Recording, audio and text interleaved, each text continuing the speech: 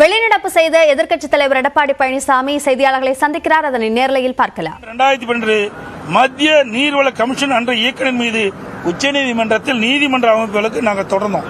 ஏன்னா உச்சநீதிமன்றம் அளித்த தீர்ப்புக்கு எதிராக செயல்பட்ட காரணத்தினால்தான் உச்சநீதிமன்றத்தில் அந்த மத்திய நீர்வள கமிஷன் என்ற இயக்குநர் மீது நாங்கள் அவதூறு வழக்கை தொடர்ந்தோம். இன்னும் அந்த வழக்கு நிலுவையில் இருக்குது.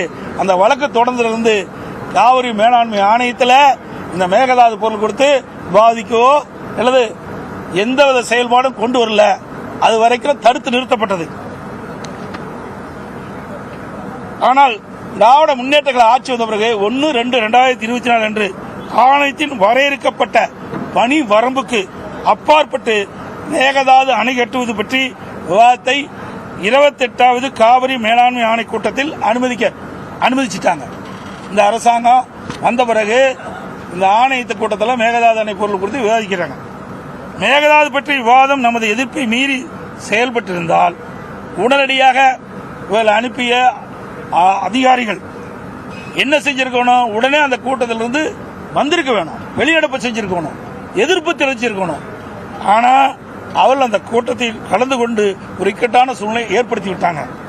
இப்போது ஆணையம் அந்த அதிகார வரம்புக்கு சம்பந்தமில்லாத மேகதாது அணை கட்டுவது குறித்து கருத்தை மத்திய நீர்வள கமிஷனுக்கு, சென்ட்ரல் வாட்டர் கமிஷனுக்கு பரிந்துரை செய்துள்ளது.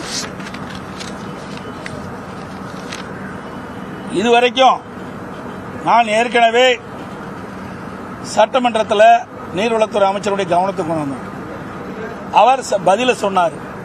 ஆனா 28வது காவிரி மேலாண்மை ஆணையத்தில் 28வது கூட்டத்தில் காவிரி மேலாண்மை ஆணையத்தில் என்ன நடந்தது என்ற செய்தியை இதுவரைக்கும் சொல்லல. இன்னைக்கு தான் அப்படியே மேலோட்டமா தான் சொல்லியிருக்கார். ஆகவே இது அன்றைய தினம் எடுக்கப்பட்ட முடிவின்படி காவிரி மேலாண்மை ஆணையம் மத்திய நீர்வள கமிஷனுக்கு அனுப்பியிருக்கிறாங்க.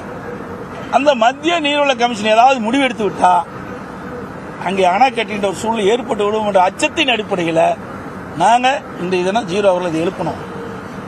ஏன்னா கர்நாடக அரசு அண்மையில் நடந்த சட்டமன்ற பேரவையில் அதனுடைய முதலமைச்சர் மேகதாது அணை கட்டுவதற்கு நிதி ஒதுக்கீடு செய்ததாக தெரிவிச்சிருக்கிறார். அங்க நிதி ஒதுக்கீடு செஞ்சிருக்கிறார்.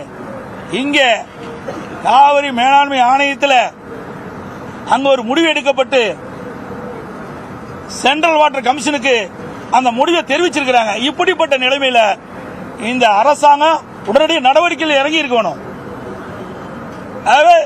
காவிரி மேலாண்மை ஆணையத்துக்கு எந்த அதிகாரம் கிடையாது. அவர் நான் சொன்ன அந்த 3 அடிப்படையில் தான் நடக்க வேணும். அதுக்கு மீறிய செயல் என்று சொல்லி சட்டமன்றத்தில் இதற்கு ஒரு கண்டன தீர்மானத்தை கொண்டாந்து நிறைவேற்றி உச்சநீதிமன்றத்தில் வழக்கு தொடர்ந்ததா இந்த அரசு சரியா செயல்பட்டு நினைக்கலாம். அதுல எந்தவித பணியும் மேற்கொள்ள. அதே சட்டமன்றத்தில் 28வது கூட்டத்தில்